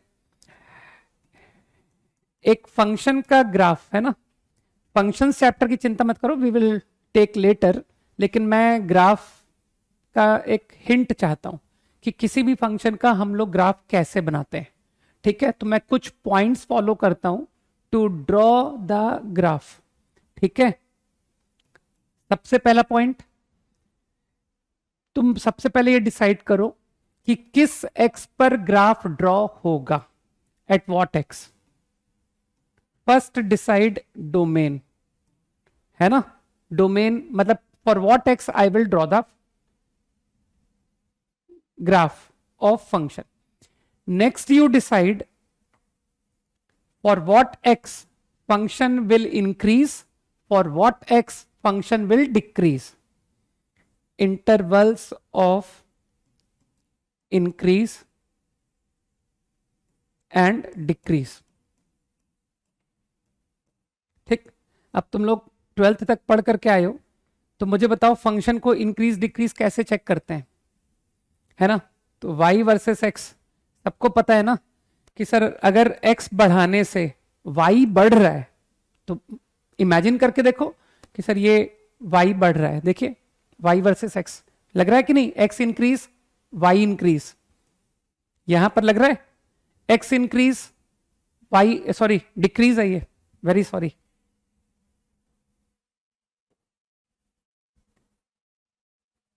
अब ठीक है, एक्स इंक्रीज वाई इंक्रीज, है ना, नीचे से ऊपर वाई बढ़ता है ना, तो दिख रहा है कि सर एक्स बढ़ाने पर वाई बढ़ रहा है, ठीक। तो क्या नोटिस कर रहे हो कि टेंजेंट का स्लोप अगर फंक्शन इंक्रीज कर रहा है तो टेंजेंट ना मैक्सिमम मिनिमा ये सब बातें नहीं है ना, जो बता रहा हूं उसको ध्यान से सुनते जाओ। स्लोप ऑफ टेंजेंट,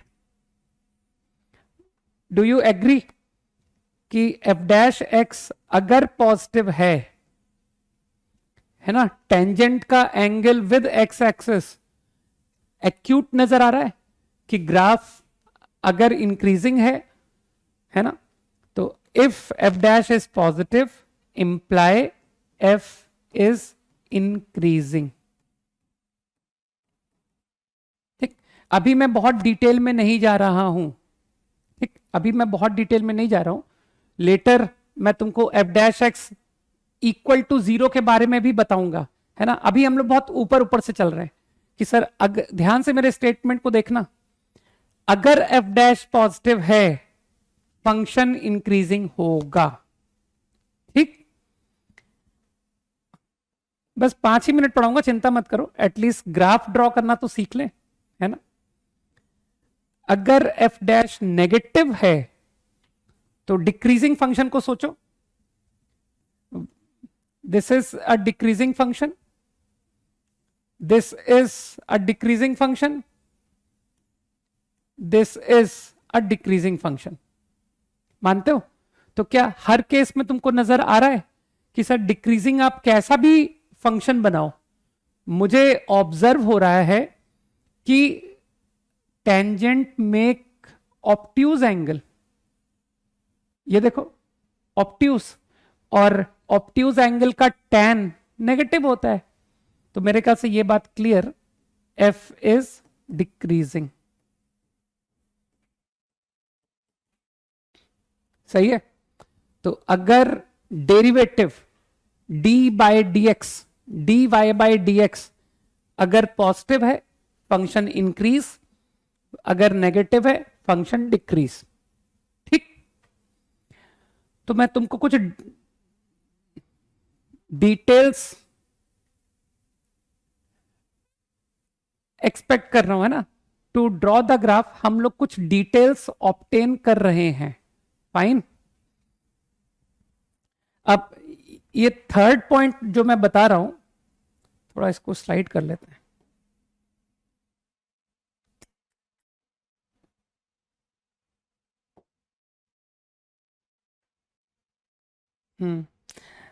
यार मैथ्स में हिंदी को लेकर के ज्यादा समस्या आती ही नहीं है ना, मैं सिर्फ टर्म्स ही इंग्लिश में बोलता हूं, ज्यादा नहीं, है ना, तो मेरे ख्याल से समझा जा सकता है।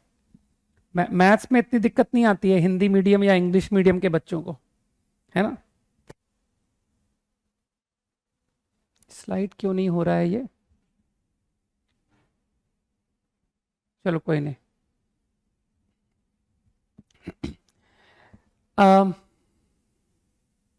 ये पेज खत्म तो नहीं हो गए, नहीं।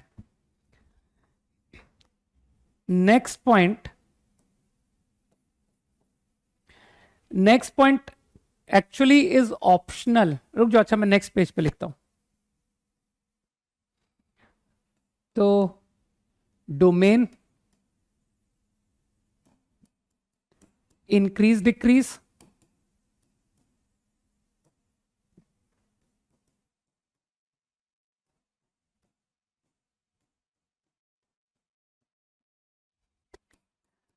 कॉन्केविटी, ये जो पॉइंट लिखा है ना मैंने कॉन्केविटी, इसकी बहुत कम नीड लगती है, बहुत कम, ठीक है। ये एक बहुत मतलब इसका तुमको अपने आप दिखेगा कि सर हमको ग्राफ बनाने में लगभग इस बात की जरूरत नहीं पड़ती है, राइट। लेकिन फिर भी सीख लें क्योंकि कुछ अच्छे सवालों में ये एक आइडिया तुम्हारे काम आएगा, कुछ वेरी डिफिकल्ट कैलकुलस प्रॉब्लम्स, है ना, बिल्कुल एडवांस के बेस्ट प्रॉब्लम्स में this idea will be helpful. तो इस वजह से मैं अभी इसे भी बता करके चल रहा हूं। तो कॉन्केविटी पहले डेफिनेशन ले लेते हैं, उसके बाद I will explain. Double dash positive, we say that fx is concave up, negative concave down। ठीक है, तो ये कॉन्केव अप कॉन्केव डाउन का क्या मतलब है? अगर मैं कॉन्केव अप की बात करूं, डबल डैश एक्स पॉजिटिव, मुझे बताओ अभी अभी तुमने क्या कहा था कि डेरिवेटिव पॉजिटिव का मतलब होता है फंक्शन इंक्रीज, है ना? मुझे बताओ ये डबल डैश जो है ये किसका डेरिवेटिव है? क्या ये एफ डैश एक्स का डेरिवेटिव है? एफ डैश को अगर तुम दोबारा डिफरेंशिएट करो तो that comes out f double dash d two y by d x square is d by d x of d y by d x, है ना? तो क्या क्योंकि इस फंक्शन का डेरिवेटिव पॉजिटिव है, क्या मैं बोलूं दिस क्वांटिटी इज इंक्रीजिंग? ये बात clear? F double dash x positive imply F dash x increase. ठीक, अब मैं तुमको 3 पॉसिबिलिटी देता हूं। Your graph is like this, है ना? Your graph is like this, या फिर ठहरो, पहले इंक्रीजिंग ग्राफ को ही दिखाता हूं मैं। मानते हो ये तीनों केस में तुम्हारा ग्राफ इंक्रीज कर रहा है। एफ एफ ये ग्राफ किसके हैं? एफ एक्स के हैं। ये 3 ग्राफ्स ऑफ एफ एक्स है। अब मुझको पहचानना है कि किस ग्राफ का एफ डबल डैश पॉजिटिव होगा। F double dash x positive, है ना? तो मानते हो यहां पर ध्यान से देखो, एफ डैश, क्या तुमको दिख रहा है कि sir F dash through out positive है? एफ डैश, क्योंकि आपका ग्राफ इंक्रीज कर रहा है, एफ इंक्रीज कर रहा है, तो एफ डैश पॉजिटिव है ना? लेकिन अब तुम फील करो कि अगर मैं टेंजेंट को देखता हूं तो क्या तुमको टेंजेंट नजर आ रहा है कि सर ये कुछ हॉरिजॉन्टल, किसी पॉइंट पर मैंने टेंजेंट देखी, तो क्या तुमको फीलिंग आ रही है कि सर ये हॉरिजॉन्टल टेंजेंट से वर्टिकल की तरफ जा रही है ना? तो एंगल जो टेंजेंट एक्स एक्सिस से बना रहा है, क्या ये तुमको फीलिंग दे रहा है कि ये 0 से 90 की तरफ जा रहा है? 0 to 90 डिग्री। तो अगर एंगल 0 से 90 जाता है तो what happen with tan theta? क्या वो 0 से इंफिनिटी जाता है? क्या हम उसे बोलेंगे कि आपका tan थीटा इंक्रीज कर रहा है? फाइन। तो क्या ये बात समझ आई कि यार ये ग्राफ में तो स्लोप इंक्रीज कर रहा है, my tan theta goes from 0 to infinity का फीलिंग आ रहा है मुझे। समझ रहे हो? हॉरिजॉन्टल से वर्टिकल का मतलब 0 से 90, और 0 से 90 जाने पर tan थीटा विल इंक्रीज। ठीक, तो मेरे ख्याल से बात क्लियर कि ये graph F double dash x positive satisfy कर रहा है, करेक्ट? अब इसी तरह से इस ग्राफ को देखो, तो अगर मैं ये ग्राफ को देखता हूं तो नो डाउट कि फंक्शन तो इंक्रीज है, लेकिन मैं जानना चाहता हूं एफ डैश के बारे में कि एफ डैश क्या कर रहा है, इंक्रीज कर रहा है, डिक्रीज कर रहा है? तो क्या नोटिस कर रहे हो कि किसी पॉइंट पर मैंने टेंजेंट लिया और अभी एक्स बढ़ाने पर मैंने टेंजेंट लिया, तो क्या फील आ रहा है कि यार ये तो वर्टिकल से हॉरिजॉन्टल की तरफ जा रही है टेंजेंट? तो थीटा एक्स बढ़ाने पर क्या तुमको फीलिंग आ रही है? फीलिंग कि ये 90 डिग्री से 0 डिग्री की फीलिंग आ रही है मुझे। सोचो, एक्स बढ़ने पर थीटा गोइंग फ्रॉम 90 टू 0, तो अगर थीटा 90 से 0 को जाएगा तो मानते हो tan थीटा डिक्रीज करेगा। फील करो, ठीक है? तो मेरे ख्याल से ऑब्जर्व हो रहा है कि tan थीटा डिक्रीज, इसका मतलब है ये ग्राफ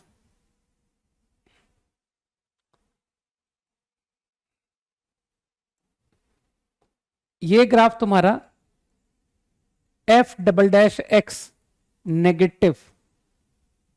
आसान है बात, ठीक? नाउ इसी तरह से ये लास्ट ग्राफ, इसमें तुमको लगता नहीं कि स्लोप ऑलवेज कांस्टेंट? किसी भी पॉइंट पर टेंजेंट बनाओ, लाइन को किसी पॉइंट पर अगर मैं टेंजेंट बनाऊंगा, मैं कहता हूं कि इस पॉइंट पर टेंजेंट बनाओ, तुमको लगता ना ये सेम लाइन खुद को टेंजेंट होगा? करेक्ट?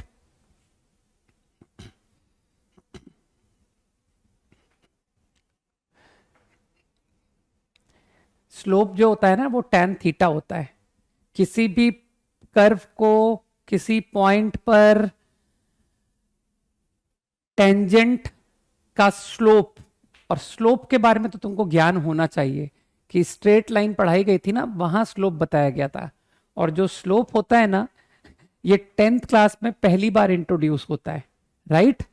तो tan theta should be clear कि tan theta is slope of curve, right?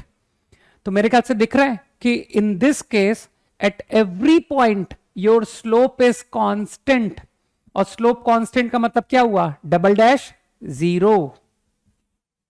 Got the point? 0। Fine, quickly 10 seconds.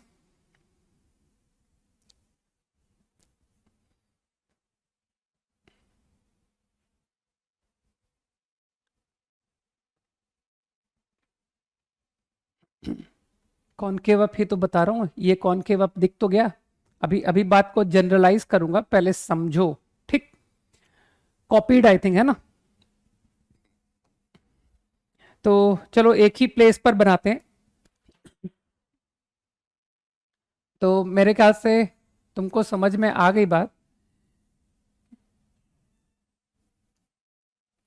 कि this is f double dash x positive, derive किया है।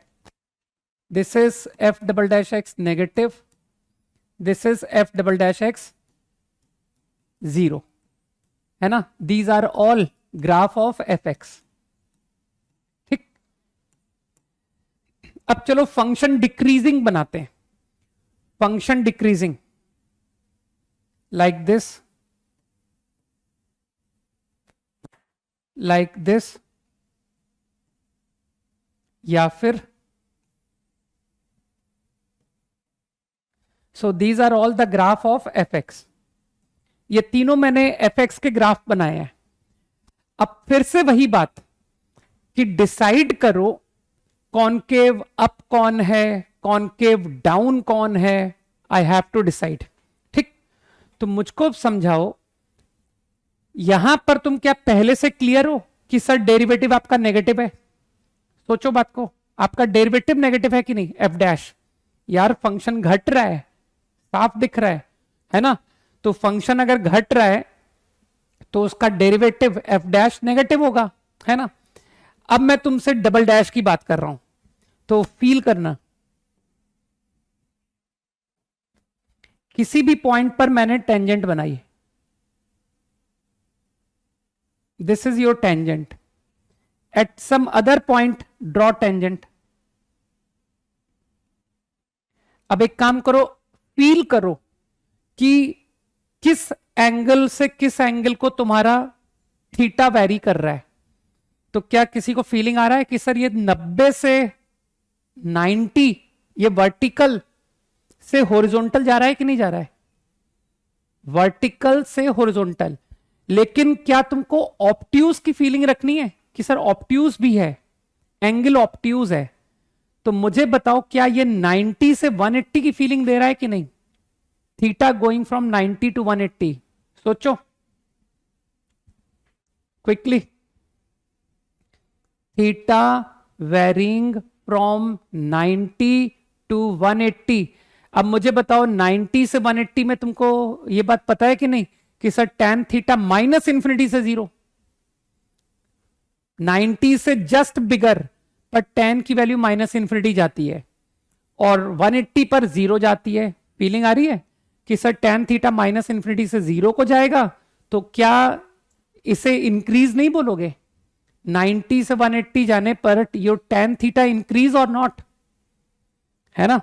तो मेरे ख्याल से point clear that in this graph your double dash is positive. अब फट से यहां पर तुरंत समझ लो, है ना, जल्दी बात खत्म करें, टाइम आउट हो रहा है। I think in this example you will understand कि now your theta goes from 180 to 90। Obtuse angle ये हॉरिजॉन्टल से वर्टिकल को जा रहा है, तो मेरे ख्याल से ये 180 से 90 की फीलिंग है। तो 180 से 90 अगर थीटा वेरी करेगा तो tan थीटा विल डिक्रीज, 0 से माइनस इंफिनिटी जा रहा है। बात समझ आई? तो इन दिस केस थीटा 180 से 90 मतलब tan theta decrease, so this is double dash x negative. और ये लास्ट केस तो तुम समझ ही रहो कि सर ये तो बेकार है, डबल डैश एक्स 0, ठीक।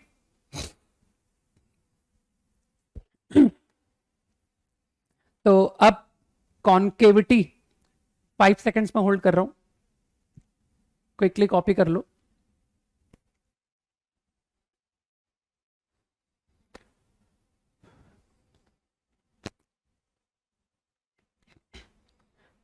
तो कॉन्केविटी को अगर तुम याद रखना चाहते हो कि sir concave up concave down को रटने का कोई इजी तरीका, तो दैट विल बी, क्यों ना इंक्रीजिंग ग्राफ और डिक्रीजिंग ग्राफ को एक ही प्लेस पर बना लिया जाए। सही है? अरे इसमें तुम्हारा फंक्शन डिक्रीज भी हो रहा है, फंक्शन इंक्रीज भी हो रहा है। You can remember F double dash x positive, you can remember F double dash x negative.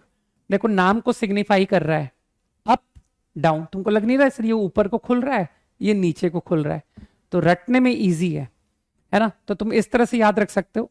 इसमें तुम्हारा फंक्शन अगर इंक्रीज हो रहा है या फंक्शन डिक्रीज हो रहा है, दोनों बातें मैंने एक साथ अकाउंट में ले ली कि अगर फंक्शन डिक्रीजिंग है तो इस तरह का शेप बनाओ कॉन्केव अप में, अगर फंक्शन इंक्रीजिंग है तो इस तरह का शेप बनाओ, सही है, कॉन्केव अप, और इसी तरह से कॉन्केव डाउन, ठीक। अब तुमको एक सबसे इंटरेस्टिंग बात बताता हूं कॉन्केव अप की, जिसको हम नेक्स्ट क्लास में कंटिन्यू करेंगे। मेरे ख्याल से नेक्स्ट क्लास में कंटिन्यू ही करते हैं, ठीक है? तो चलो I will continue with the idea of concavity, that is concave up and concave down tomorrow, ठीक। तो अब कल से तो प्योर पढ़ाई होनी है, तो काफी कुछ कवर कर लेंगे हम, है ना? ठीक है, तो चलो कल मिलते हैं, बाय, जय हिंद।